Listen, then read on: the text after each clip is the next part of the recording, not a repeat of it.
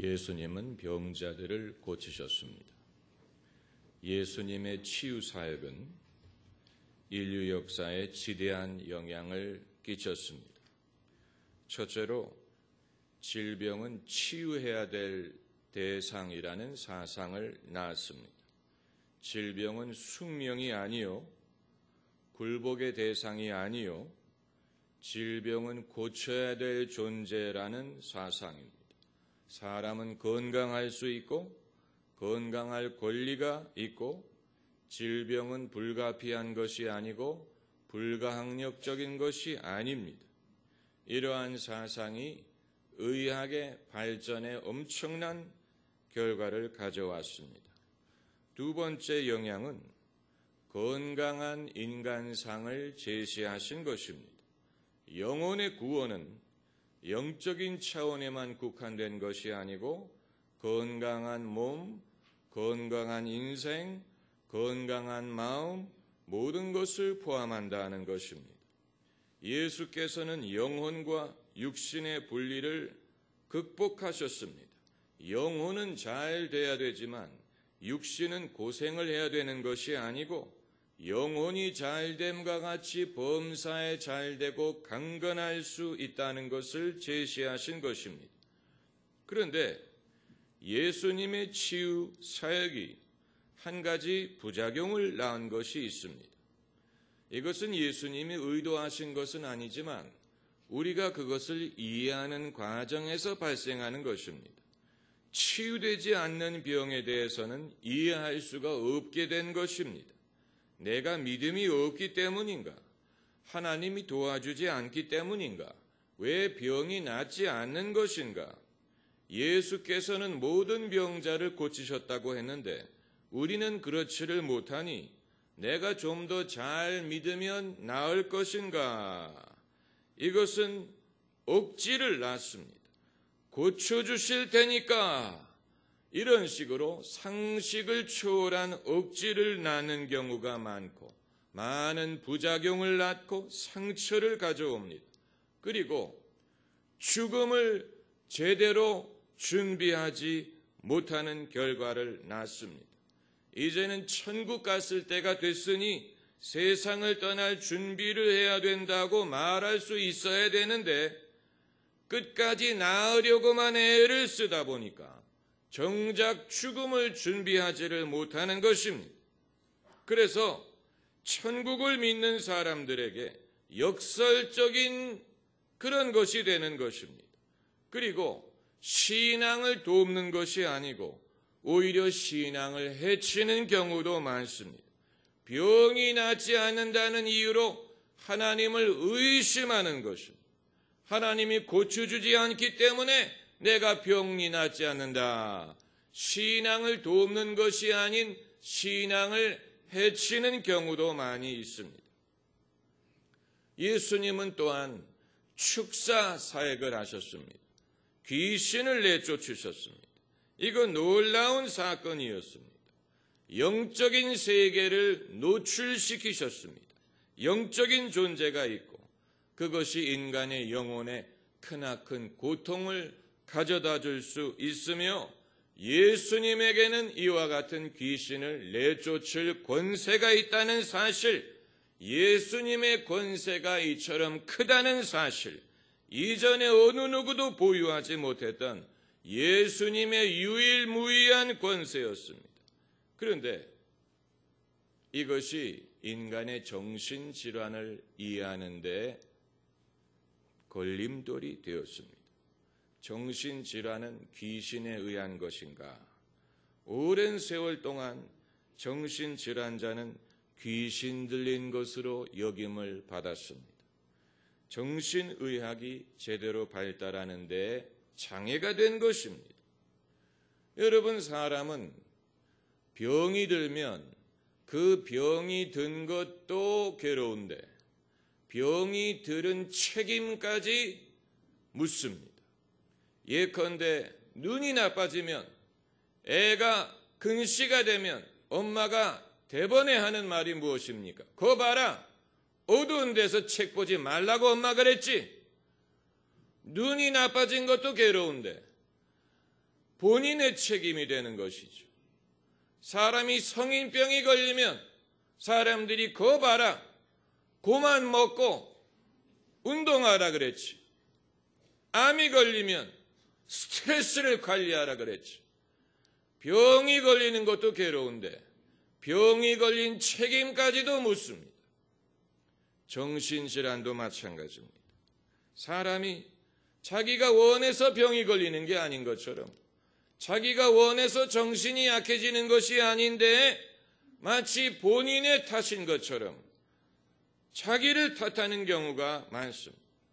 내가 믿음이 부족해서 이렇지, 내가 기도와 말씀만 있으면 나을 수 있을 텐데. 여러분, 성경에는 정신질환이라는 인식이 아직 존재하지 않습니다. 성경에는 정신질환이라는 인식이 아직 존재하지 않습니다. 영적인 현상으로만 이해합니다. 구약의 사울 왕이 하나님이 그에게 악령을 보내셔서 사울이 괴로워했다는 구절이 있습니다. 사울의 질병은 오늘날 말로 하면 우울증, 외상후 스트레스 장애라고 볼 수 있는데, 성경에서는 하나님이 악령을 보내셔서, 악신을 보내셔서 사울이 괴로워했다라고 설명을 하고 있습니다. 신약 성경에서도 예수님이 귀신을 내쫓으셨다는 성경 구절은 있지만 정신질환자를 고쳤다는 구절은 찾아볼 수가 없습니다. 그 당시에는 아직 인간의 정신질환에 대한 이해가 부족했습니다. 이것은 성경이 부족해서 그런 것은 아닙니다. 성경은 그 당시의 문화 속에서 하나님의 말씀을 주셨습니다. 그 당시 사람들의 눈높이에 맞추어서 주신 말씀입니다. 그렇기 때문에 정신질환뿐만이 아니고 과학과 기술에 대해서라든가 예술에 대해서라든가 경제에 대해서라든가 금융에 대해서도 성경은 별로 말하고 있지 않습니다. 그것은 아직 인류가 그 수준에 도달하지 못한 상황이었기 때문에 그런 것입니다. 그렇기 때문에 우리는 끊임없는 성경의 연구와 해석 작업이 필요한 것입니다. 그렇지 않으면 현대인의 삶과 상황에 성경은 아무런 상관이 없는 문서로 멀어질 수가 있는 것입니다. 성경 말씀이 오늘날 우리에게 하나님의 말씀이 되기 위해서는 우리가 성경을 더 깊이 연구하고 해석하고 오늘날 우리에게 주시는 하나님의 말씀을 발견할 수 있어야 됩니다. 사람이 하나님으로부터 멀어지기 이전에 먼저 성경 말씀으로부터 멀어지기 시작합니다. 성경 말씀으로부터 멀어지기 시작하면 결과적으로 하나님과도 멀어지게 되는 것입니다.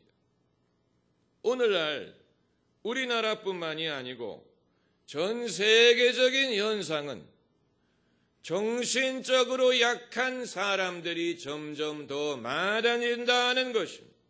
우리의 몸은 더 편해졌습니다. 우리의 몸은 더 건강해졌습니다. 더 오래 삽니다. 삶이 더 편합니다. 그런데 우리의 마음은 더 불안하고 우울하고 괴롭습니다. 실제로 정신질환이 더 증가하는 것인지 아니면 과거에도 있었는데 과거에는 그것을 쉬쉬했던 것인지 그것은 불분명합니다. 숨기려는 사람이 많습니다.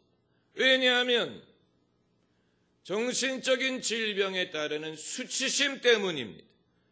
마치 미친 사람 취급받을까 봐 정신과 치료를 받는 사실이 알려지기만 하면 미친 사람이라는 그런 취급을 받을까 봐 부끄러워합니다.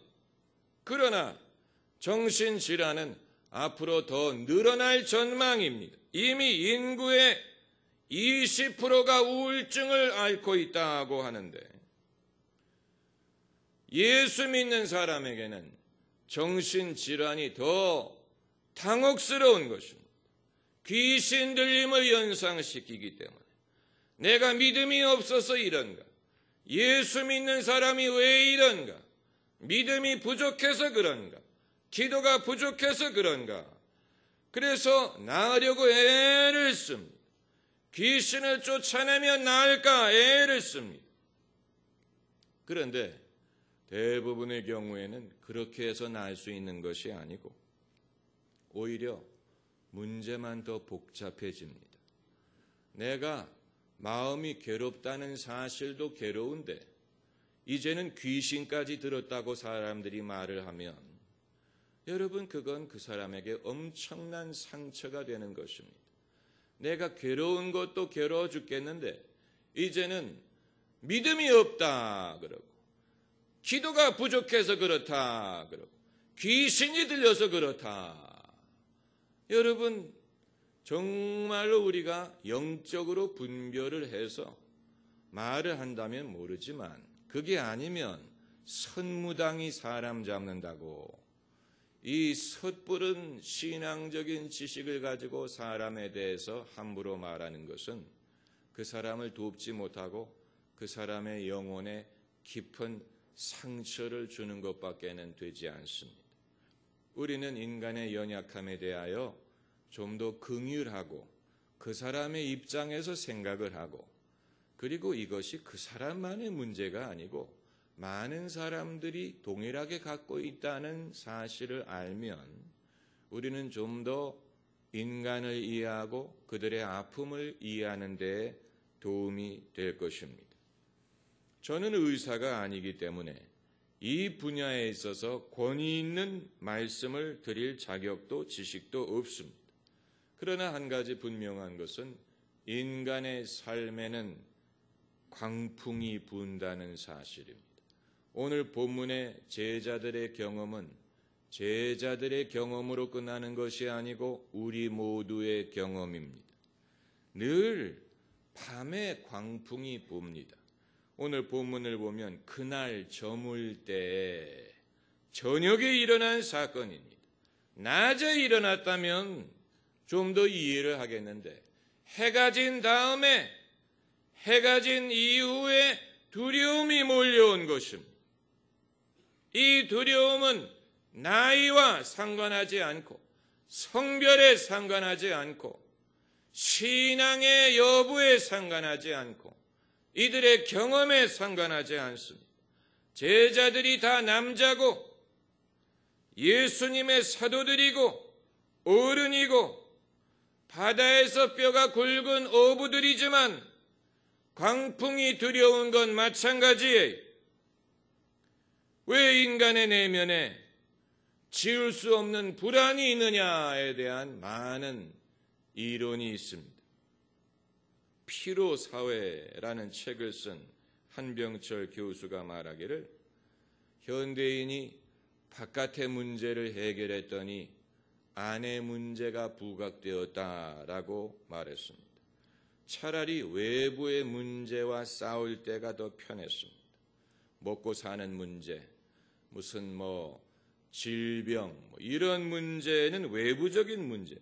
외부 문제를 해결하고 나니까 사람이 이제는 자기 속에서 싸운다는 것입니다. 그래서 자기 자신에게 제일 혹독하다고 말했습니다. 내가 나에게 제일 혹독한 주인이 되었습니다. 자기 자신에 대해서 제일 만족하지 못하고 제일 못마땅하게 생각하고 자기 자신을 제일 부끄러워하고 자기 자신을 제일 푸시한다는 얘기입니다. 그렇기 때문에 현대인은 필요하다고 말했습니다. 여러분, 마음의 병은 불면을 가지고 옵니다. 불면. 오늘 본문에서 예수님의 모습과 제자들의 모습을 비교해 보면 금방 알 수 있습니다. 예수님은 뭘 하고 계십니까? 고물에 베개를 베고 주무시고 계십니다. 그런데 제자들은 깨어서 안절부절을 못합니다. 만일 제자들이 예수님의 마음을 가졌다면 예수님처럼 잤을 것입니다. 현대인들이 밤에 자지를 못하고 광풍에 시달림, 두려워합니다. 누군가 깨울 대상이 있는 것이 다행이에요. 사람이 밤에 자지를 못할 때 누구를 깨울 수 있습니까? 배우자를 깨우겠습니까? 친구를 깨우겠습니까? 밤에 잠자지 못하는 사람의 유일한 벗은 TV와 인터넷입니다. 그런데 그것도 평소에 봐야 재미가 있지, 밤에 남들이 잘 때 보는 TV나 인터넷은 재미가 없는 것입니다. 예수께서는 정신질환에 대한 한 가지 치유책을 제시하신 것 같지는 않습니다. 너희가 이렇게 하면 너희 병이 나을 것이다 라고 말씀하지는 않으셨습니다. 다만 근본적인 문제에 대해서 질문을 하셨습니다. 어찌하여 이렇게 무서워하느냐? Fear. 예수님이 무서워하지 말아라 라고 명령하신 게 아니고 너희가 어찌하여 이렇게 무서워하느냐라고 물어보셨습니다. 예수님도 이것을 열린 질문으로 남겨놓으셨습니다. 어찌하여 이렇게 무서워하느냐 이렇게 말씀하신 게 아니고 어찌하여 이렇게 무서워하느냐 예수님도 물어보신 거예요. Why are you afraid? 이것은 인간에게 주님이 물으시는 질문이 예수님도 궁금하게 생각하신 것입니다.